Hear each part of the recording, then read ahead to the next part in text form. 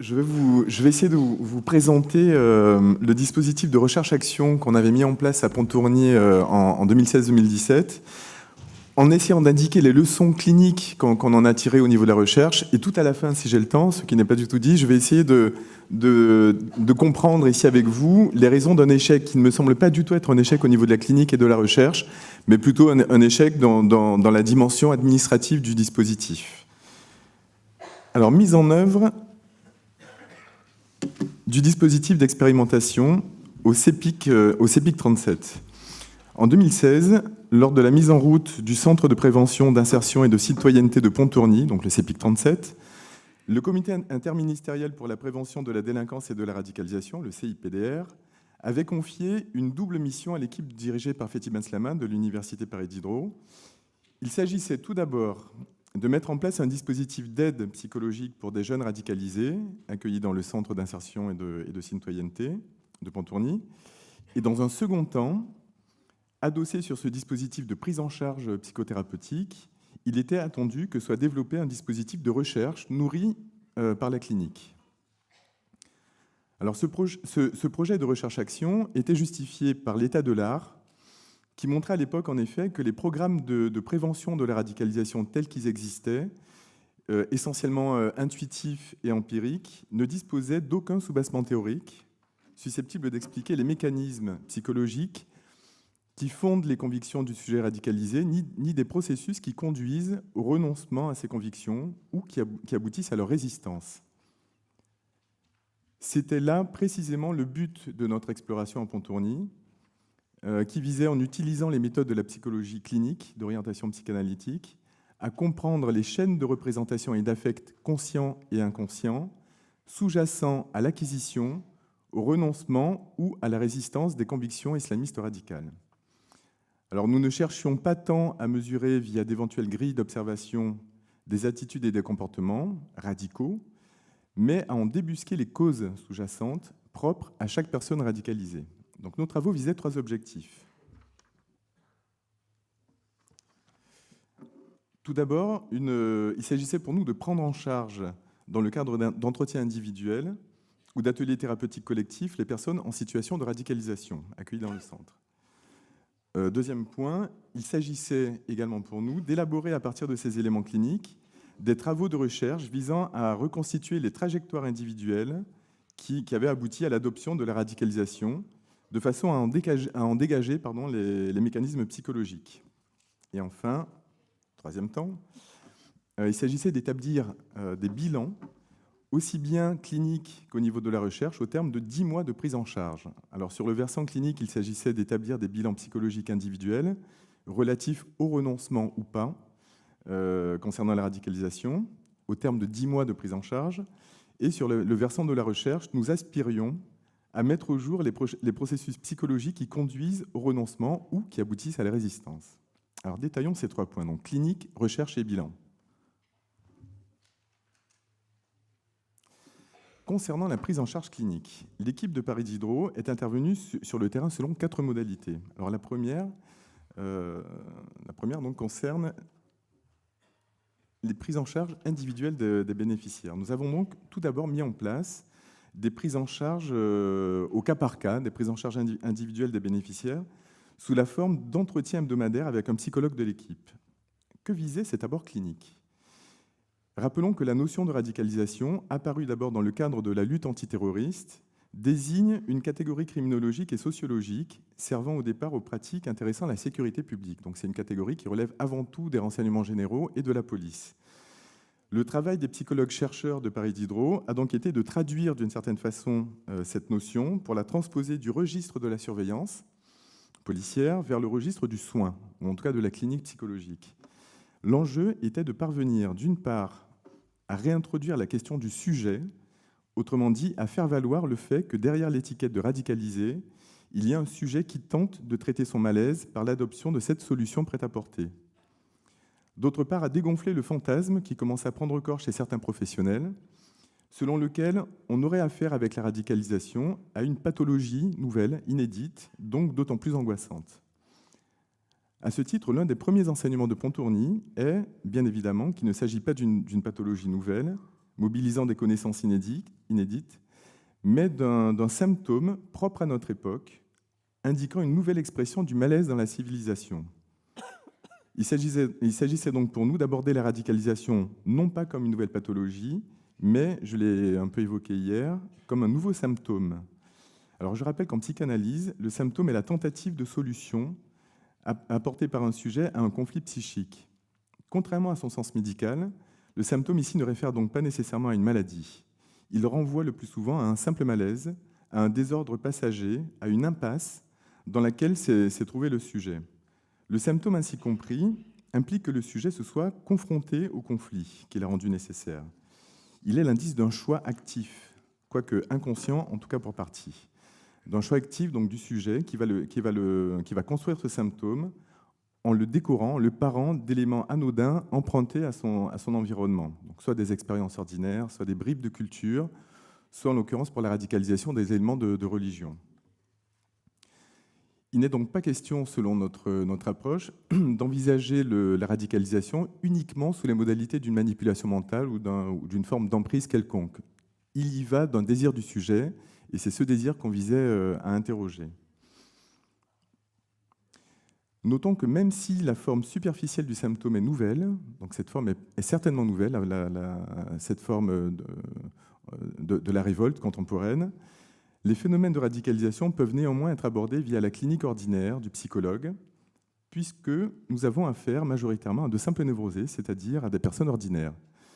Ce qui n'empêche nullement, bien sûr, que l'on puisse rencontrer de façon minoritaire et périphérique des pervers, voire ce que l'on nomme des états limites ou des psychotiques. Le travail psychothérapeutique par la parole, tel que nous proposions de le mettre en place, permettait de mettre au jour, au cas par cas, la cause de l'adoption du discours islamiste, ainsi que sa fonction pour le sujet. En matière de radicalisation, le travail psychothérapeutique, comme pour tout autre symptôme, procède d'un questionnement de fond, qu'on peut formuler ainsi: quelle impasse s'est présentée au sujet en situation de radicalisation, qu'il a cru pouvoir résoudre en adoptant ces discours en guise de tentative de guérison? Alors ça, c'est pour la prise en charge individuelle au cas par cas. Donc, à cette prise en charge, on a proposé une prise en charge dans des groupes thérapeutiques, donc avec le groupe entier des bénéficiaires du centre de prévention. Alors, ces prises en charge groupales ont été intéressantes parce qu'il se trouve que parmi le règlement du centre avait mis en œuvre la nécessité de mettre en place des uniformes pour les bénéficiaires. Or, l'idée elle-même d'uniformiser ces bénéficiaires était étonnante, puisque on sait globalement, la plupart du temps en tout cas ça se vérifie, que ces jeunes qui adoptent ce discours islamiste le font pour retrouver une communauté imaginaire, la communauté du même, la Oumma, quelque part, une sorte de Oumma imaginaire. Le fait de les uniformiser ne favorisait pas la singularisation de la parole de chacun. Or, l'intérêt du groupe thérapeutique était qu'à ce moment-là, dans un discours qui semblait uniforme, pour nous, en tout cas les psychologues qui animions ces ateliers, c'était l'occasion de susciter, ou en tout cas de repérer, de discerner, dans ce qui semblait uniforme, les distinctions entre chaque position. C'est-à-dire que là où, fantasmatiquement, ils pensaient faire partie d'un groupe intégralement homogène, nous, on mettait en avant le fait qu'au bout du compte, chaque position, chacun tenait une position différente. Donc ça, c'est pour les ateliers thérapeutiques. Alors, la troisième modalité d'intervention, nous avions mis en place la possibilité de rencontrer le psychiatre de l'équipe si nécessaire. Et enfin, dernière modalité d'intervention sur le terrain, nous avions organisé un calendrier de réunions transdisciplinaires avec l'équipe du centre. Alors, durant la période de travail préliminaire avec la direction et l'équipe du CEPIC, il est en effet apparu intéressant de proposer un espace d'élaboration interdisciplinaire propice à resituer la radicalisation à un niveau clinique. Ce travail collectif auprès de l'équipe professionnelle du CEPIC 37 a pris la forme d'une réunion interdisciplinaire bimensuelle, lors desquelles se retrouvaient les cadres de direction, le référent éducateur du cas qu'on traitait à chaque fois, et l'infirmière et la psychologue du centre, ainsi que les psychologues chercheurs de l'Université Paris Diderot. Durant ces réunions, l'enjeu était d'articuler au cas par cas les éléments relevés par les professionnels du centre aux éléments plus cliniques repérés lors des entretiens ou lors des ateliers menés par l'équipe de Paris Diderot. Ces réunions permettaient à la fois de faire un point entre l'équipe du centre et l'équipe de Paris Diderot, de resituer les phénomènes qui régulièrement suscitaient de l'angoisse au niveau de l'équipe du centre, donc de les resituer au niveau des pratiques ordinaires des éducateurs et des psychologues, donc de dégonfler certains fantasmes qui étaient de nouveau soulevés de temps à autre, et enfin de se rencontrer au moins 2 fois par mois. Alors, deuxième visée de la mise en place de ce dispositif, il s'agissait donc de transposer les éléments de la clinique pour en faire de la recherche universitaire.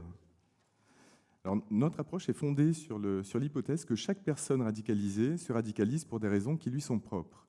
Les sujets se radicalisent parce qu'ils croient trouver dans telle doctrine, salafiste djihadiste par exemple, une solution à leur malaise.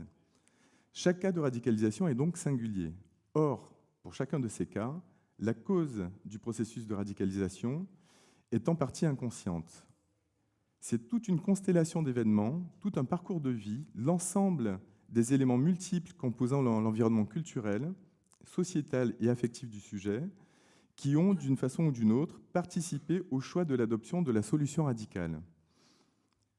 Le moyen le mieux établi d'accéder à cette constellation inconsciente est le dispositif particulier du traitement par la parole, qui permet au sujet radicalisé, dans le mouvement de mise en récit de son histoire, de laisser affleurer les éléments, souvenirs d'enfance, mots ayant une résonance affective particulière, donc de laisser affleurer les éléments qui ont suscité le recours aux discours radicaux. Mais pour transposer ces éléments cliniques issus des entretiens au cas par cas, en données scientifiques, nous avons mis au point un système de recueil et de traitement des données susceptible de concilier d'un côté la singularité de la parole et de l'autre côté les exigences académiques, donc de passer de la singularité du cas par cas à l'universel de la recherche. La recherche s'est donc échelonnée en 3 niveaux que l'on peut envisager comme les 3 temps qui mènent de la clinique à la recherche. Alors le premier temps concerne tout le travail de mise en récit par les bénéficiaires du centre lors des entretiens cliniques individuels et lors des ateliers thérapeutiques hebdomadaires. Les entretiens n'étaient pas directifs. La parole des sujets fonctionnait selon les principes de l'association libre. Ce premier temps générait donc une masse de notes d'entretien par chacun des psychologues intervenants. Le deuxième temps consistait en un travail de supervision hors du centre avec une clinicienne maître de conférence à l'université Paris Diderot. Alors cet espace de supervision permettait une première mise à distance des différents éléments issus des entretiens et des ateliers thérapeutiques, paroles et dessins.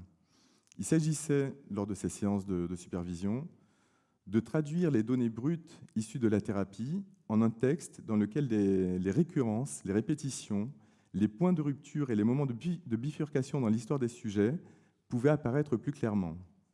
La parole libre, apparemment éparpillée des bénéficiaires pris en charge, trouvait alors à s'articuler en un récit retraçant une trajectoire. Ce temps de supervision se présentait donc comme un temps de construction de cas. Et enfin, le troisième temps, donc qui passe de la clinique à la recherche, le troisième temps ouvrait à une réflexion plus approfondie sur la radicalisation. En effet, la clinique individuelle, de même que la construction de cas, ne nous aurait rien appris concernant les dimensions sociétales et culturelles du phénomène de radicalisation si elle ne s'accompagnait pas d'un travail d'élaboration théorique transdisciplinaire. Autrement dit, nous avions pris le parti d'étoffer le travail proprement clinique en le nourrissant des apports théoriques d'un ensemble de champs disciplinaires, psychologie clinique, psychanalyse, sociologie, anthropologie et criminologie.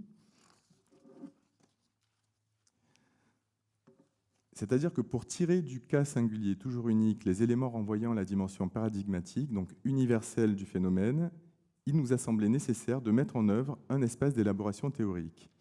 Nous avons commencé par organiser des groupes d'études avant de mettre sur pied et de lancer un séminaire d'études sur la radicalisation à la Maison des sciences de l'homme. Ce dispositif en 3 temps a permis à l'équipe de psychologues-chercheurs de Paris Diderot de tirer de la courte expérience de Pontourny, d'une part 5 publications dans des ouvrages scientifiques collectifs dirigés par des chercheurs de diverses disciplines, et d'autre part dans des revues scientifiques indexées dans des classements internationaux. Donc du côté de la recherche, le dispositif de Pontourny n'a pas été un échec, loin de là. D'autre part, de nombreuses communications lors de conférences, colloques et congrès. Enfin, des cycles de formation sur le terrorisme et la radicalisation que nous mettons en œuvre, que nous lançons à partir de ce mois de novembre 2018. Bon. Ça, c'est pour la partie recherche, donc, qui loin d'avoir été un échec, a plutôt permis de nourrir tout un mouvement de travail au niveau du CERT. Maintenant, concernant le bilan au terme des 10 mois de prise en charge, là, autant dire tout de suite que ça n'a pas pu se faire, tout simplement parce que le projet a été avorté avant 10 mois. C'est-à-dire que l'ensemble du dispositif de Pontourny, pour ce qui concerne son fonctionnement, s'est arrêté au bout de 9 mois. Donc là, je vais essayer de tirer, puisque j'ai encore 3 ou 4 minutes, quelques réflexions sur les causes de cet échec. Il me semble que, comme je vous l'ai dit au départ, cet échec est avant tout doit être situé au niveau du cadre administratif. C'est-à-dire qu'on a prétendu, au moment où le projet a été lancé, et au moment des discussions avec les élus politiques locaux, donc aux alentours de la région de Touraine, des négociations se sont mises en place parce que les populations habitant dans ces endroits-là ont eu peur de l'arrivée massive de jeunes radicalisés, potentiellement terroristes, et donc il a été prévu que soient pris en charge au niveau du centre de Beaumont-Environ des jeunes radicalisés dits de seuil bas. Alors, dits de seuil bas, mais qu'est-ce que ça veut dire le seuil bas ? Donc ça s'appuie, l'idée même du seuil bas s'appuie sur le fantasme qu'on pourrait évaluer exactement le seuil de radicalisation et qu'en l'occurrence ne viendraient dans ce centre que des gens dûment évalués et qui seraient de seuil bas. De seuil bas, c'est-à-dire qui n'ont pas de passé criminologique, qui ne sont pas fichés S, des jeunes en gros qui sont dans un moment de révolte un peu adolescente. Donc, au bout du compte, ça c'est le premier critère qui indique pourquoi le centre de Beaumont-Environ a eu du mal à recruter des bénéficiaires. Ce sont les barrières administratives au niveau des dossiers qui étaient présentés. Or, ce registre du seuil bas qui fait que le centre a eu du mal à se pourvoir en bénéficiaires est venu, dans une espèce d'effet boule de neige, s'accorder à une autre dimension qui a été prévue au départ au niveau du fonctionnement réglementaire du centre, qui était la base du volontariat. Donc les jeunes qui rentraient dans ce centre, leur engagement était fondé sur le volontariat. Or, à mesure du temps, et à mesure que le temps est passé et que les difficultés à recruter des bénéficiaires s'est révélées évidentes pour tout le monde, et en l'occurrence pour les 9, parce qu'ils n'ont pas été plus, les 9 jeunes qui étaient pris en charge dans le centre, quand ils ont commencé à comprendre que le centre était en déficit de bénéficiaires, ils ont inversé la demande. Loin de passer du côté de la demande d'un soin ou de quelque accompagnement que ce soit, ces jeunes ont fait un bras de fer, ont commencé à faire un bras de fer avec la direction du centre, parce que, puisqu'ils n'étaient là que sur la base du volontariat, ils pouvaient partir le lendemain matin. Donc, en gros, ils faisaient du chantage quasiment affectif en disant « mais si vous ne me donnez pas ce que je veux, demain matin, je fais mes valises et je m'en vais ». Donc il y a eu comme ça tout un effet, toute une succession de décisions malheureuses qui ont été prises au niveau réglementaire et administratif dans le fonctionnement de ce centre, qui fait que quelque chose n'a pas pu se poursuivre au-delà, on va dire, d'une dizaine de mois. Cela dit, le principe lui-même d'un dispositif qui serait hors de l'administration pénitentiaire, hors des grosses administrations, le principe qui était au départ le principe du centre de Beaumont-Environ, me semble être porteur de beaucoup de possibilités cliniques et en matière de recherche, puisque effectivement l'équipe du CERT et de Paris Diderot a réussi à développer depuis 2 ans et demi, pas que sur cette base bien entendu, mais en tout cas c'était le lancement des travaux qu'on fait depuis 2 ans et demi. Voilà, c'était riche de possibilités et on ne peut que regretter que ça ait tourné aussi court. Voilà, je vous remercie de votre attention.